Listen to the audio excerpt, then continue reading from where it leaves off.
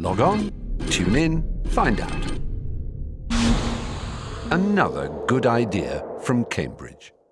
Is by Jozsef Solymosi, who is talking on geometric incidences. So, thank you. Thank you very much. Thank you very much for the chance of talking here. So I'm going to talk about incidences. Well, that's a huge subject, and even the very special part of it, talking about point line incidences, is quite large, the subject, and there are many open questions, and there are some simple facts, not that simple theorems, and very advanced techniques here. So incidences, mainly I'm going to talk about point line incidences, and just the general statement that you have a line, and if the point is a point of the line, then that's one incidence. And for many applications, we want to give a bound on the number of incidences. So the general question is the following, that you have endpoints. Well, I didn't tell you where, but at one point I will. But the difficulty of the question also depends where are those points, end lines. So we have, say, n points and m lines.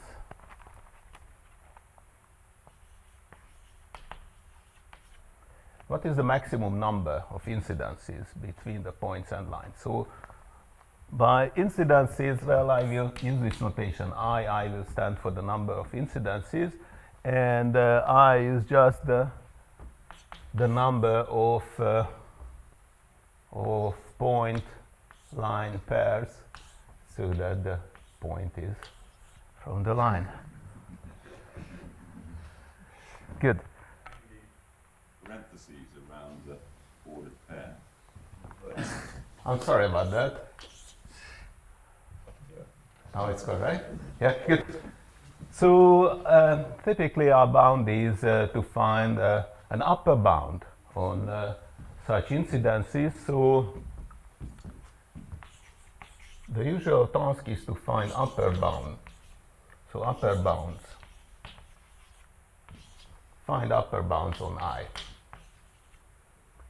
And well, now it's time to specify what kind of bounds can we find for any point line incidences. Well, just from the definition of points and lines, if we just consider that any two lines meet at most one point and any 2 points contain no more than one line, we have a bound that's I call non-trivial, that's called a trivial combinatorial bound. So immediately we know that this is always smaller or equal than n times square root m, and also m times square root m. So that's just the combinatorial bound.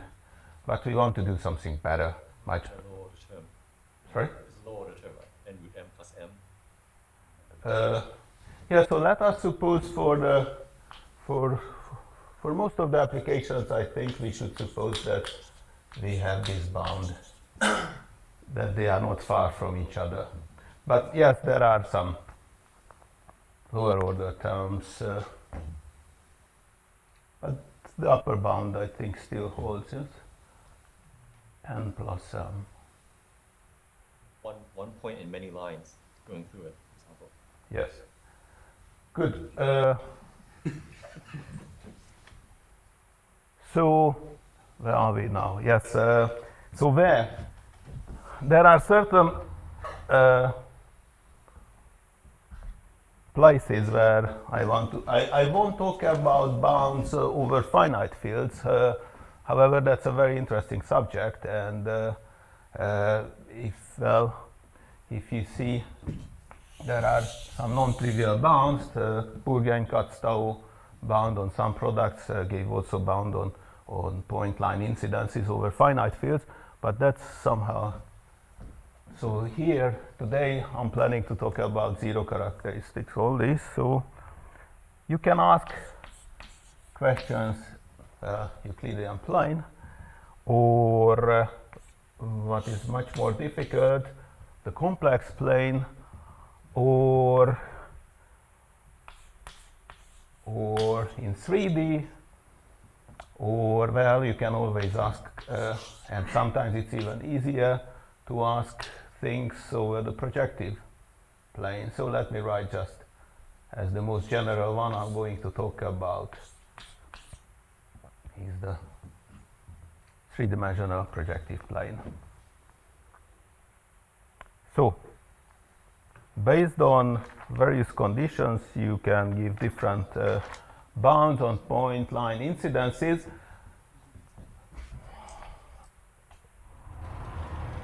Let me start with a classical problem.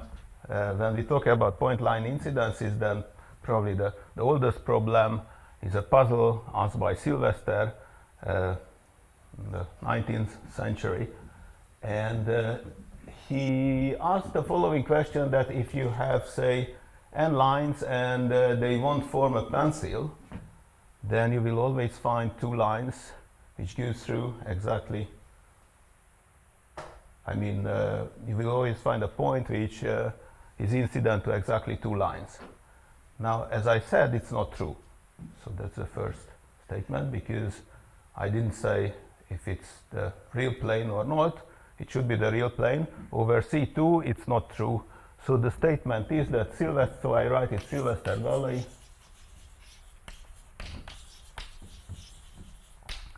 as a theorem. But Sylvester's original proof wasn't correct. So if you had m lines and now in R2, and it's not a pencil, they don't form a pencil, then there is a point such that P is incident to exactly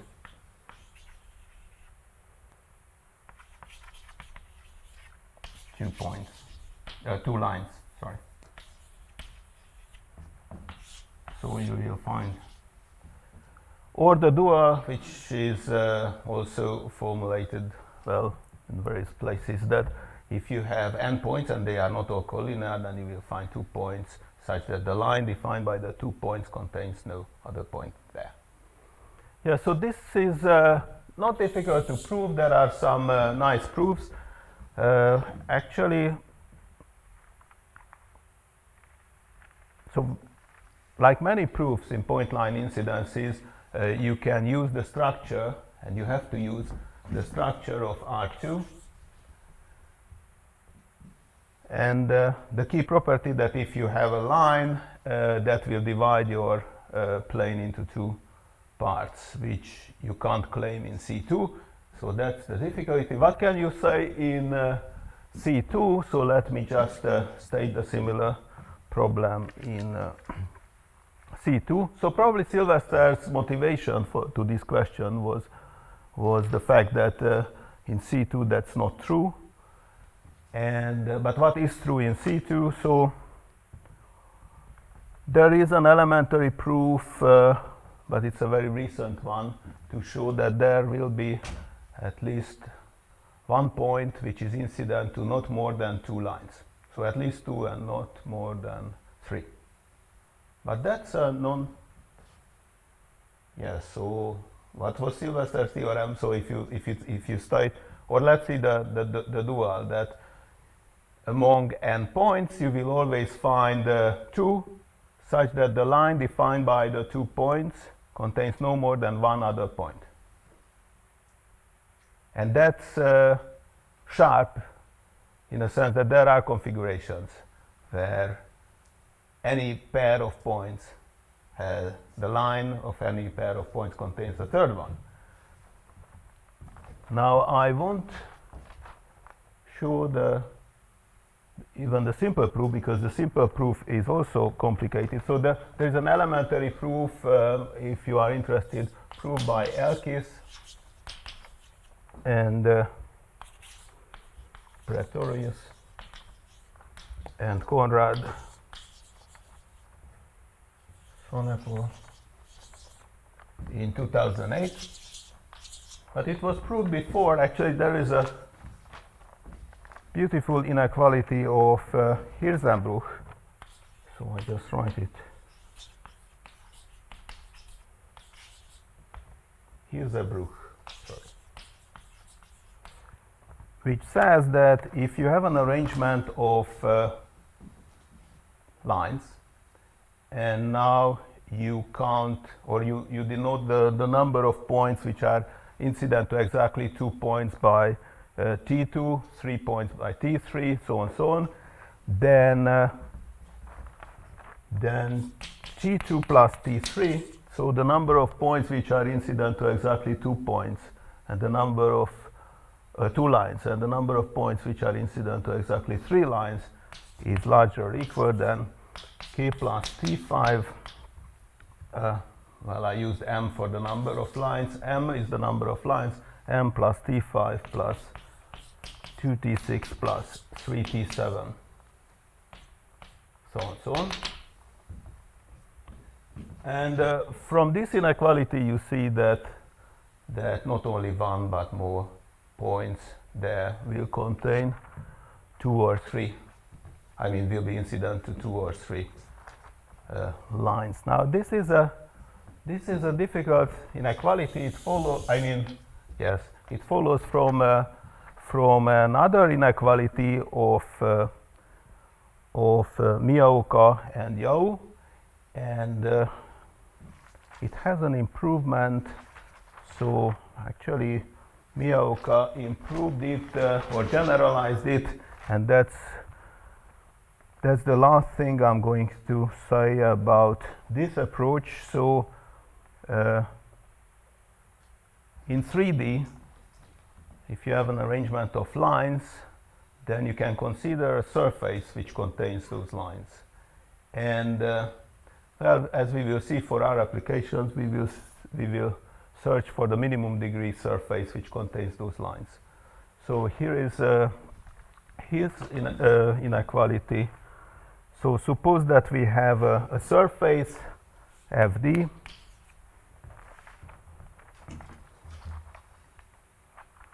We have some. So anyways, I can't really find it, but so suppose that FD is a smooth surface, and there is an arrangement of lines. So L is an arrangement of lines, and those lines are lines on this surface. Then so degree D is the degree of this smooth surface. Then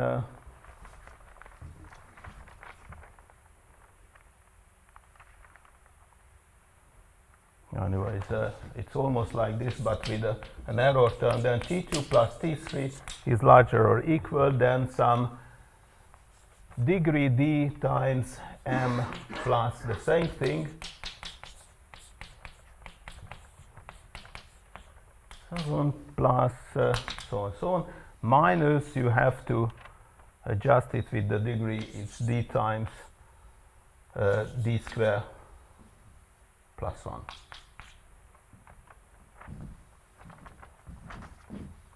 Actually, that's not correct. It should be 2 times D square D minus 1 square cubic. So anyways, what we are interested about here is just the order of magnitude. So what are the T's? What are the definition of T1, T2? So T2 still is the number of points which are incident to exactly 2 lines. T3 is the number of points which are incident to exactly 3 lines. So on, so on. Yes. So now this is true in 3D if you have a surface, and well, that's a generalization of the previous inequality. There are small improvements on that, but in particular we are also interested about the bound, that if you can bound a number of T2 and T3, then this will give you a bound on the incidences, because what you have on the right side is practically the number of incidences. So the number of incidences would be 5 times T5 plus 6 times T6 plus 7 times T, so on, so on. Yes, and this is just up to a constant multiplier of that. So if you have a bound on the number of small multiplicity points, or points covered by a few lines only, that gives you a bound on the total number of incidences as well. So I'm not going to talk about the techniques to prove those inequalities, mainly because I don't understand those techniques. I have to admit, those are deep, for me at least, tools from algebraic geometry. But still, I'm ambitious enough to get similar bounds for point line incidences using much simpler tools, which I learned from Guth and Katz from their recent works. And well, there are some other bounds where we can use some other simple techniques. So let's just go back to the simple question that we have lines in 3D. In 3D we have m lines, and we want to say something about the number of incidences. So there is a question of Bourgain, and a variant of that was also asked by Sharir. In 3D, now for the sake of simplicity, let us suppose that we have n square or m square lines. And the question is that how many points can we find which are joints? So joints means that at least three lines go through the point that they span the whole space. Okay, so the number of joints. And I won't give you the exact definition of joints, but please remember that at least 3 lines go through the point and they span, so they are not coplanar, they span the whole space. So we have m square lines. Given m square lines, what is the maximum number? What is the maximum number of joints defined by those lines? And the conjecture was m cube.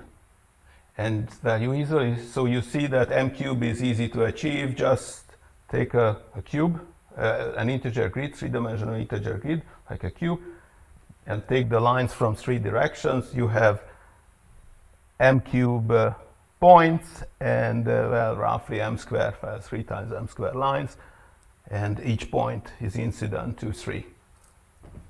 And well, it has some other variants.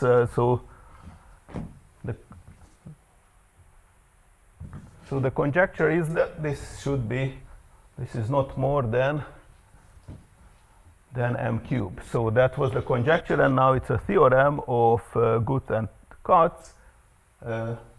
Before that, we thought our best bound was a little bit weaker. I mean, not a little bit, it's much weaker because the exponent was not right. So Guth and Katz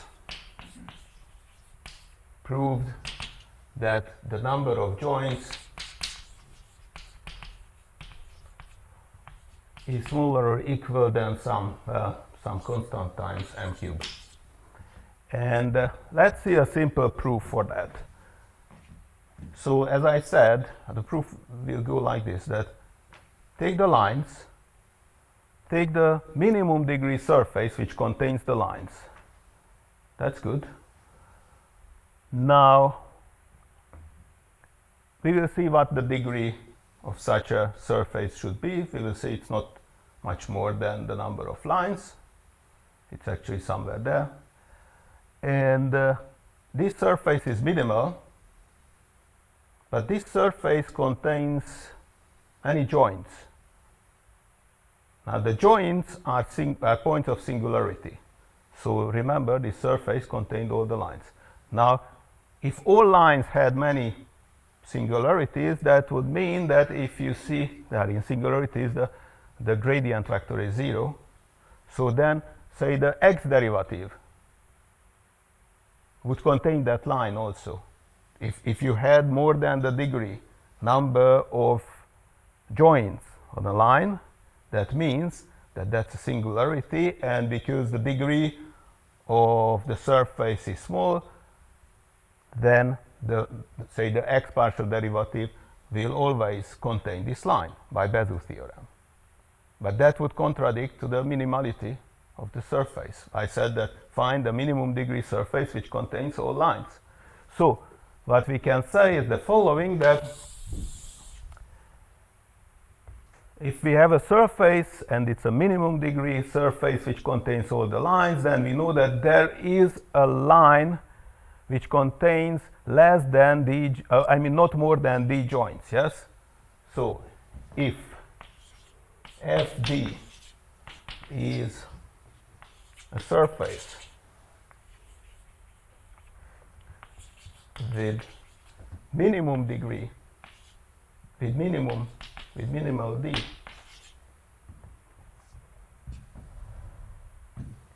then there is a line out of our m square lines which has with less or equal than d joints.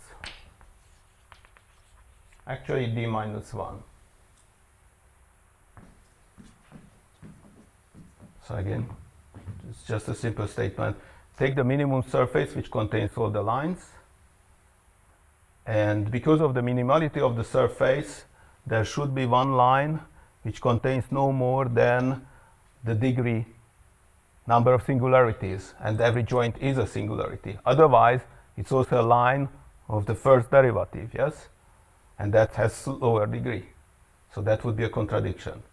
But now, if we can find a bound on D, then we found a bound on the number of incidences, because that means that you have one line with a few incidences only. Throw it away and repeat the process.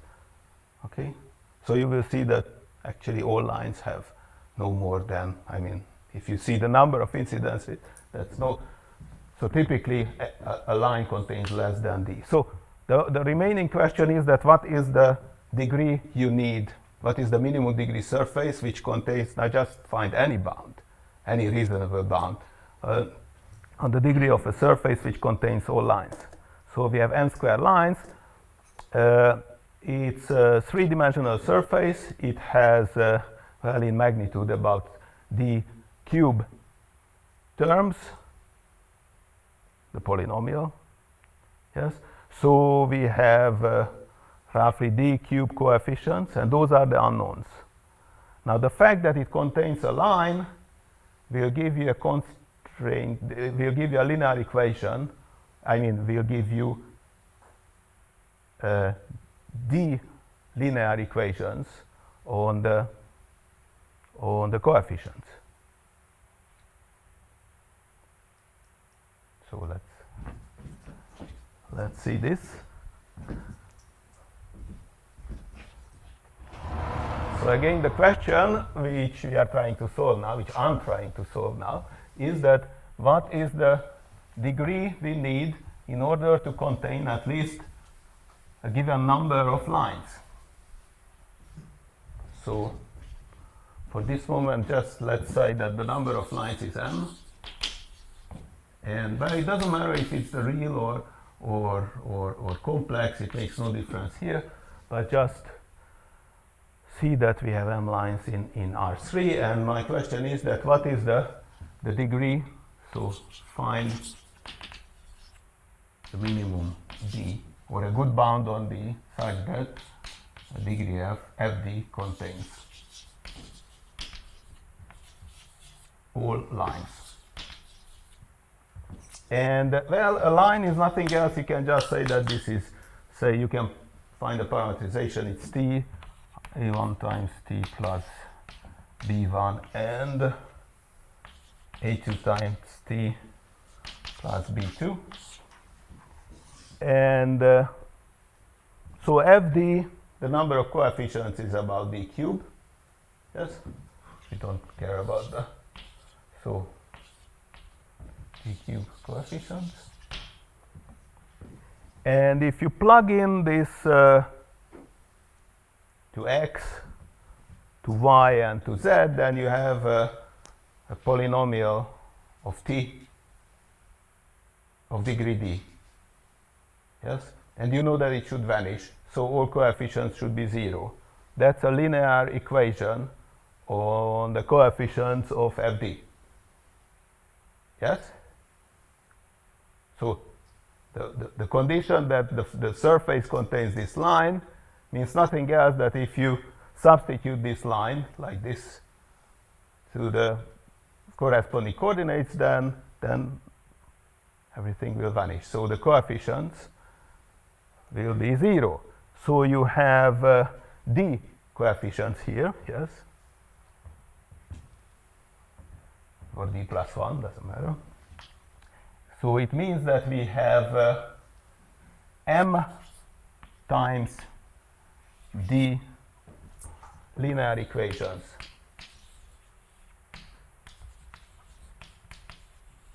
on the coefficients. So if d is large enough, in particular if m times d is smaller than, I just write here d cube, it's cheating, but you know you can write here the exact number, the number of coefficients, then well, if you wish,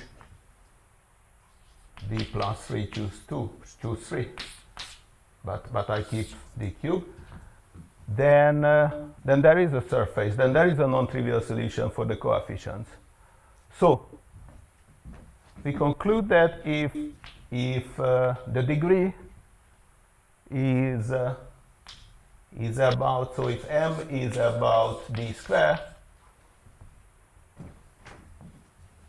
then for sure we will find the surface of degree d which contains all lines. And that's the proof. So now we know that, going back here, that means that the degree will be m, which contains all the lines, but that means that there is a line which contains no more than m joints. And just do the calculation, this will give you exactly that the number of joints is not more than m cubed. So this was an algebraic proof, a very simple proof, I should say, afterwards, which gave a concrete and complete solution to this problem. Now, later they had another proof, another bound on another arrangement of points and lines, or just lines in 3D, and that was the breakthrough to the distinct distances problem. So it's somewhat similar.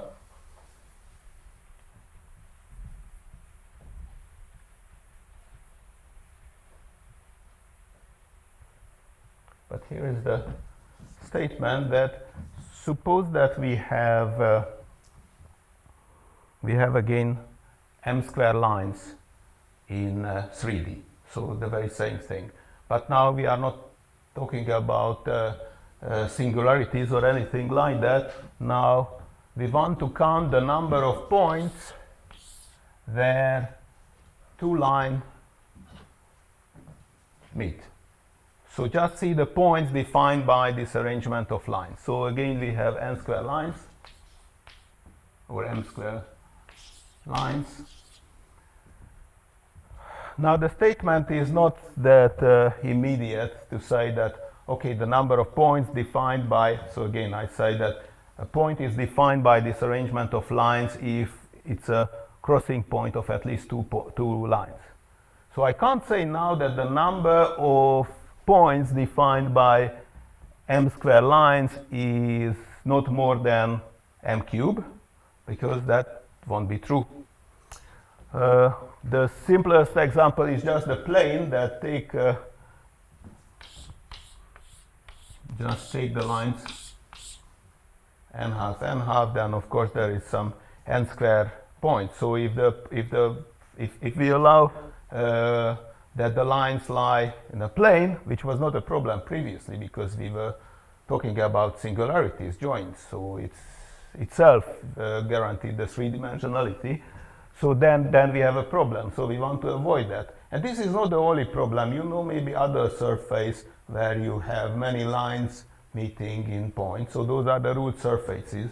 And if you, well, I think all of us saw those nice surfaces with so-called double ruled surfaces where, say, a hyperboloid, what is the correct name of that? Well, it has a name, but you know what is it? Imagine that you have lines, a cylinder, and you rotate it a bit, and then you will find many, and you do that to the other direction also. Now that too will give you a double ruled surface.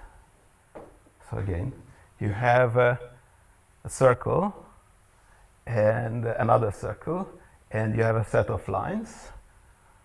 Say it's a regular angle, and you rotate it left a bit, then you have a set of circles, and with the same angle you also rotate it right, and then those two together will give you a double ruled surface, meaning that you will see some roughly m cubed, m to the 4 meeting points. Yes? So we want to avoid that because that's an accident we don't want to see. But other than that, if, so here is a statement, see m squared lines. Now let's see this surface which contains those lines. Now either this surface contains a component which is a double ruled surface, a large component which is a double ruled surface which contains at least m lines. So either there is a double ruled surface which contains at least m lines, or the number of such points is, so how to write it, or the number of, I just write this part, it's easy, or the number of points defined by the lines is smaller or equal than some constant times m cubed.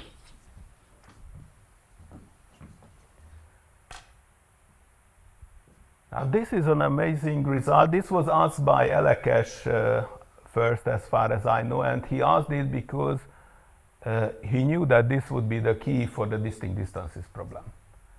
And yes, indeed, that was the key for the distinct distances problem. Again, this is I think it's a fantastic result because there is a huge gap between m cube, what we have in this case, and the intermediate case, so like the double ruled surface, which gives you m to the 4. So, and the only reason why you can have more than m cube points defined by m lines is that somehow you have a double ruled surface somewhere. So hang on a minute, m and m squared are kind of the same here, aren't they? Is it the statement that either you have a double ruled surface containing m squared lines, M. but what are you starting with, m or m squared? So I started, there are m squared lines. Right. Either you have a double ruled surface with at least m lines.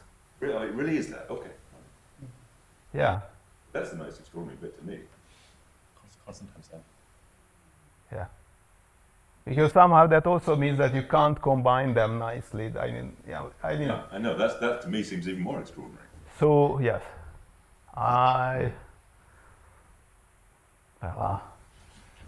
okay, how to prove it? How to prove it? If it's true, yes. Suppose that it's not, it is true. So how to handle? Well, we have our same old method. Okay, let's see this low degree surface which contains all lines. That's good. But now there are no singularities. There is no such simple contradiction that because of many singularities there is a lower degree polynomial which also contains all the lines.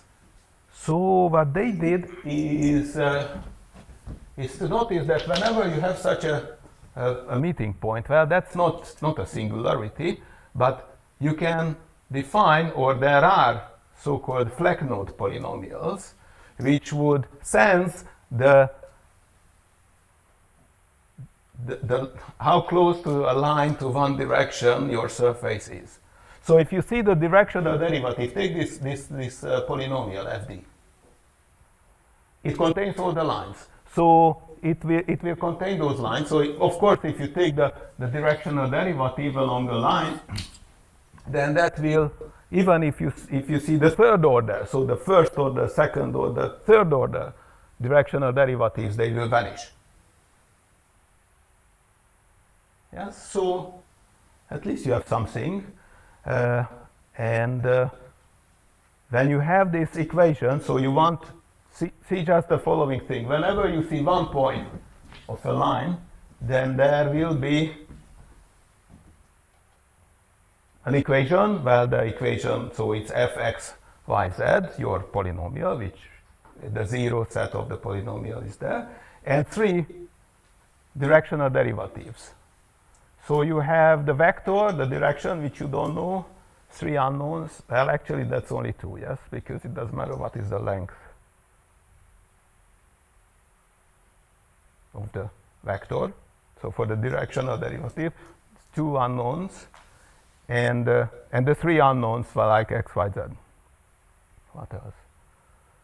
So based on that, you can actually define the so-called Fleck-node polynomial, which was known 100 years ago, maybe 200 years ago, I don't know, the Fleck-node polynomial, which is 0 when exactly when your surface vanishes in degree 3 to one direction. So if there is a direction where your directional derivatives, all 3 vanish, then this Fleck-node polynomial is 0. And you have now this Fleck-node polynomial, which is independent of your original surface. So you have this new surface, and this will meet your surface in every line, in each line. And now that's the key. So now you have another polynomial which contains all the lines. Here the argument is not quite that the degree would be smaller, but more like then you have components, and then you analyze them again one by one. So I don't think I will go into the details here, but I wanted to say here, I wanted to illustrate this method mainly with the easy case when you have the singularities, then you see immediately you have a contradiction. Take the minimum degree surface. If all lines have many singularities, then that was not minimal, because then the partial derivative also contains it. Actually, you have 3 partial derivatives, so you can play with it if you want the linear combination to contain 0, but it doesn't matter. Now here, as you see just from the hand waving, that it's more delicate, but still you can define some polynomials behind your original polynomial, which will sense your surface. Or maybe one important sentence here, which I didn't say. So there are theorems that if you take this Fleck-node polynomial, so a surface is ruled if and only if in every point this Fleck-node polynomial is 0.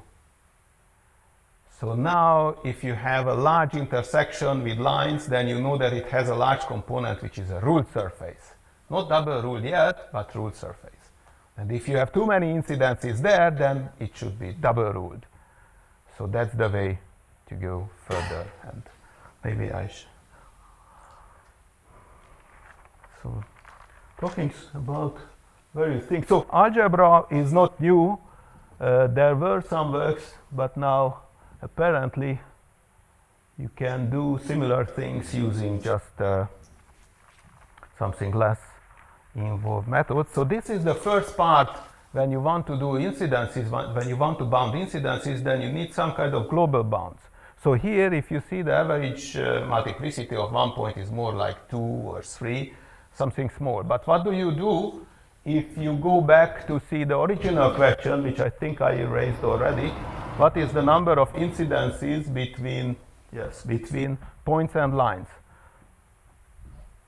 So the summary, there is a, in R2, it's well understood and it's clear what the answer should be. So in R2, there is a theorem of Semeridi and Trotter,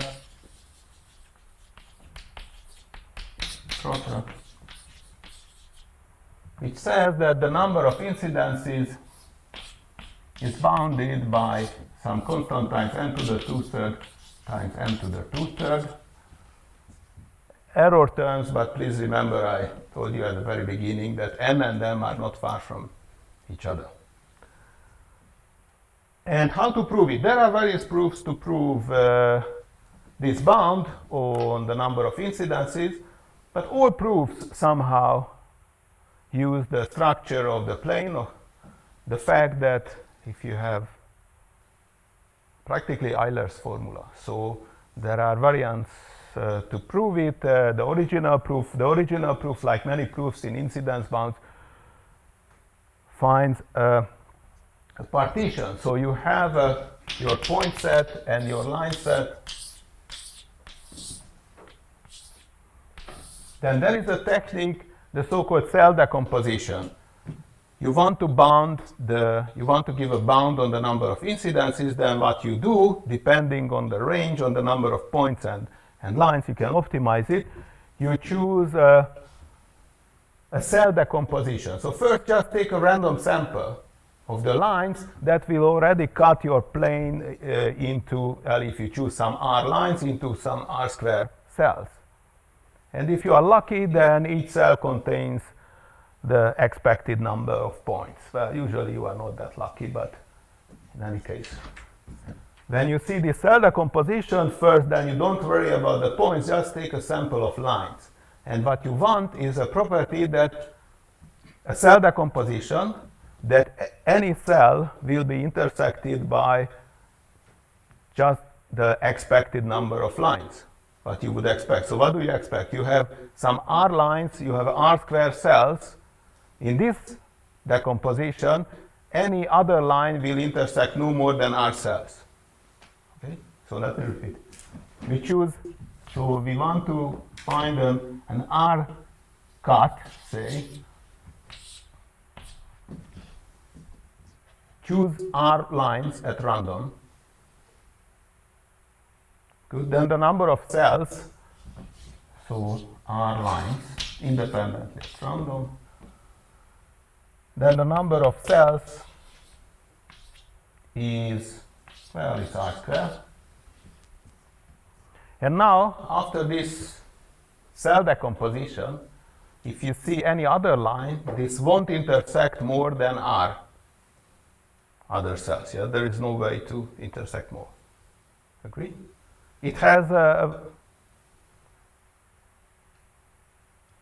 don't know, is it?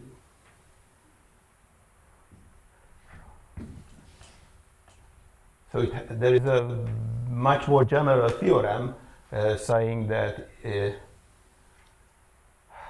but we don't need that. Anyways, is it something I should explain? Probably not.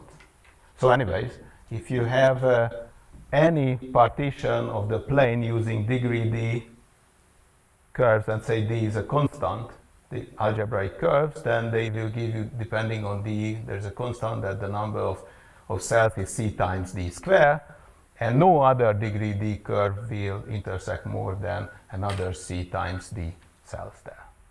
Yes.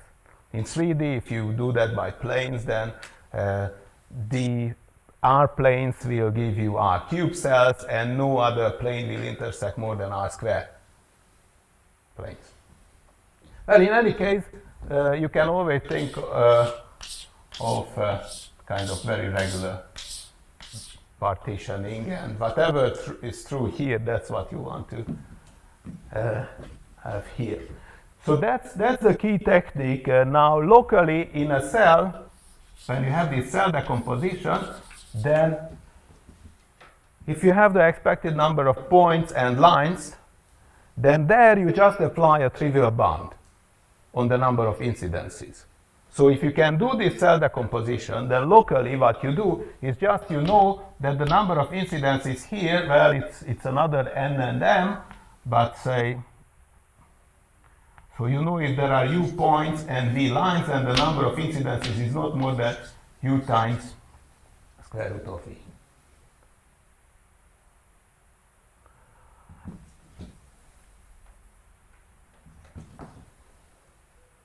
Another way to see that whenever you have a, so, no, I don't want to go into the details. I just wanted to say, and there are very nice introductions how to really do that, but what you want to do instead of, I don't know any global way to bound incidences in general. The best what you can get with global bounds is something like this inequality. I don't know any other method. For any other better bounds on incidences, you have to divide your space into small spaces, to small cells, where you can control the number of incidences by those, not trivial, but kind of global, or if you see the dual, very local bounds, but kind of weak bounds. But locally, if you apply very weak bounds, like in each cell after this cell decomposition, and you put together everything, then you will get the sharp bound on the number of incidences.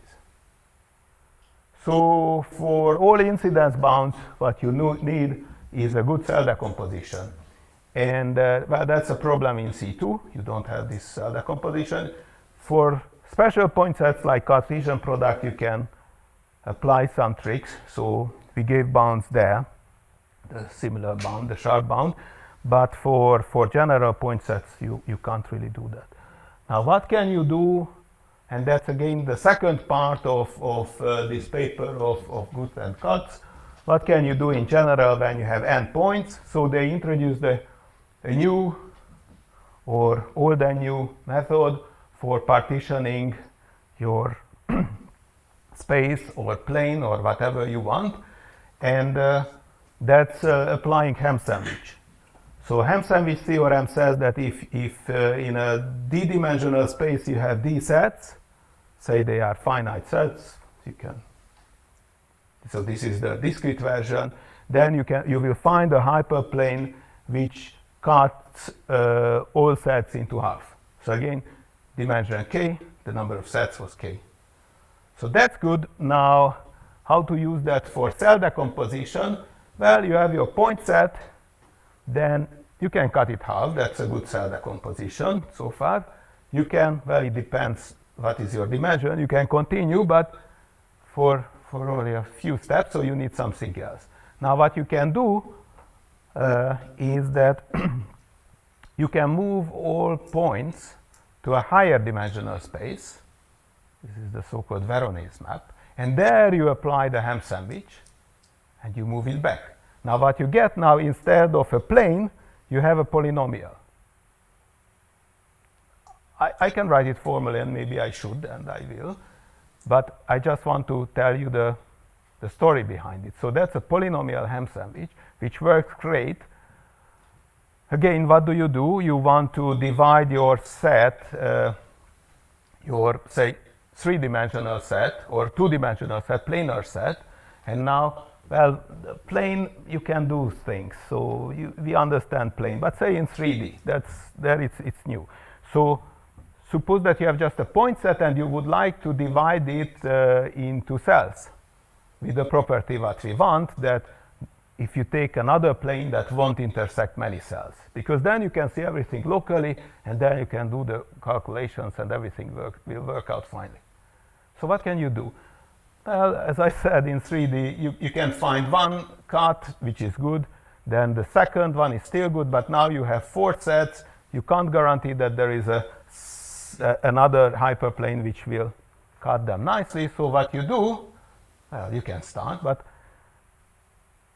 you want to apply this polynomial Hem sandwich. So what you do, that you move your points into higher dimensional space, and probably I should write it Why not? This is the last thing I wanted. Well, I had so many things to talk about, and I really didn't reach that.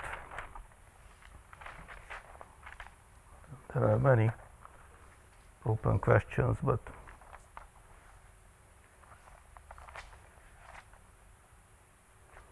yeah, so I can't find it, but I will do something. So it's the so-called Veronese map.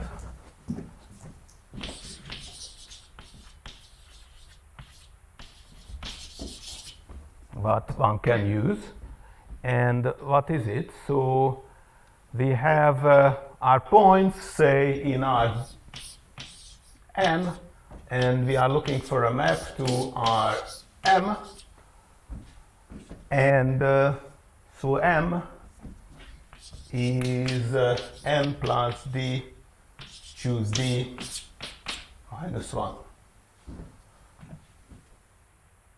For every point, what do we do? So for any point here, x1, x2, x3, xn,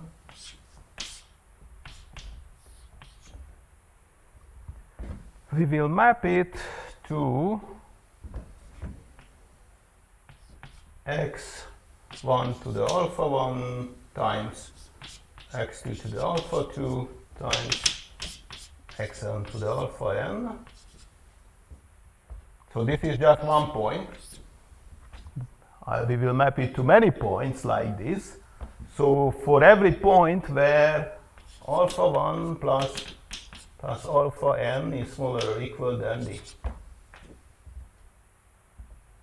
That's the coordinate, you mean? That's one coordinate, and there are m of those. So that will be the image of one point. Can you see that? Oh, there's no way to lift this. So it's a strange thing. So what is it? So for each point,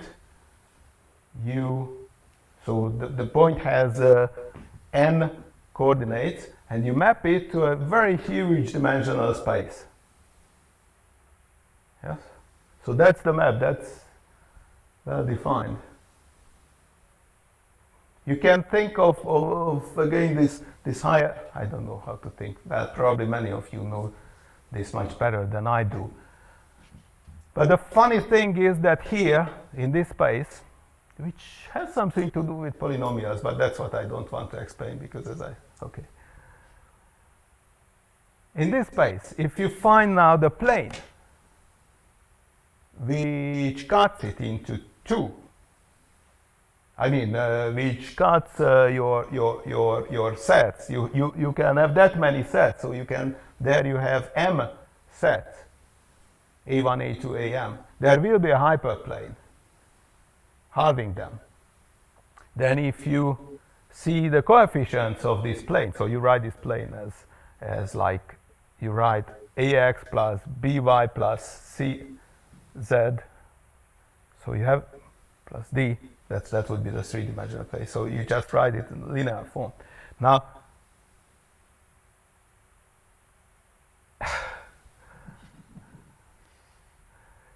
instead you just take it as a polynomial. Now that will be the polynomial which cuts your set in the original n-dimensional space. I don't know. Whatever.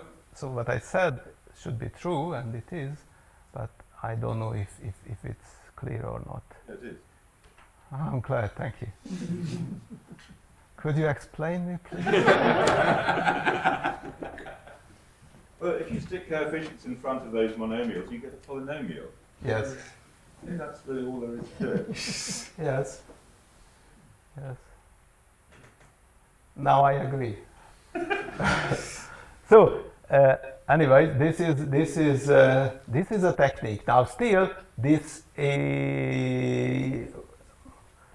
is not a perfect solution because this partitioning. So, what do? Whenever we have a set, say in 3D, we start it with with a hyperplane than with higher degree polynomials. Not very ugly polynomials, so if we have, say, d cells and we want to halve all of them, then the polynomial is about degree d. And that will take, no. So d cubed, then d cubed cells, then the polynomial, which will halve them, it has about degree d. So that's a good news.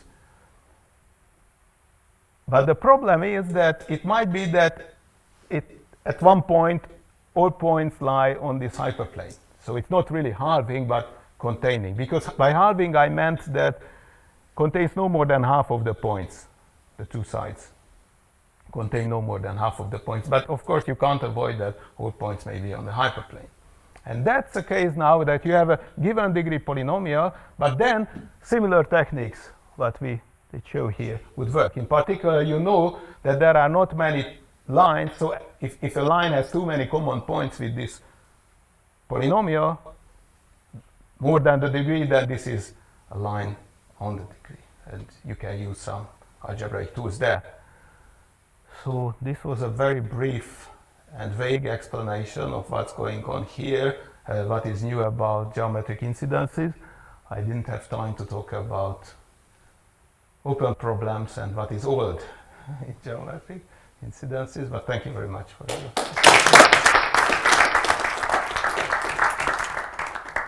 Right, thank you. Are there any questions?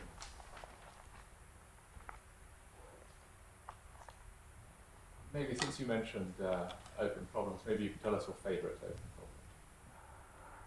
so many favorite open problems. Let me ask a hard one. And an easy one, okay? Two. I hope the easy is easy, but the hard, I'm sure it's hard. So here is the simple thing that there are many constructions when you have n points, and some c times n square lines which contain at least 3. Okay, so like if you have an arithmetic progression and another arithmetic progression, and the halving points here, so integers and halves, then you have many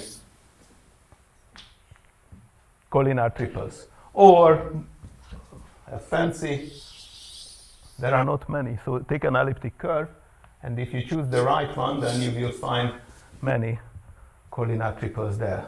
If you don't like elliptic curves, then you can take the y equals x cubed curve, and you know that 3 points will be collinear if the sum is 0 of the x coordinates is 0. So my question is that if you have a structure with an arrangement with n points and c times n square triples, then what can you say about the structure? And what my question is, which I can't really formulate it in an exact way, but find a group action behind this structure. So what I'm saying is, I don't know what I'm saying, but of course when you have the plane, that's already a group, but find find something which defines your set, a large part of your set, which is there are not many constructions, all constructions, so of course you can just take a large integer grid, and there also you will find many triples with so many lines containing at least 3 points. And you can still have a higher dimensional cube and project it down, it's still. But those examples all have a very rigid arithmetic structure somehow. This is easy problem? I think this is the difficult problem, and maybe that was enough. I think I'm over my time. Thank you. Let's thank the speaker again.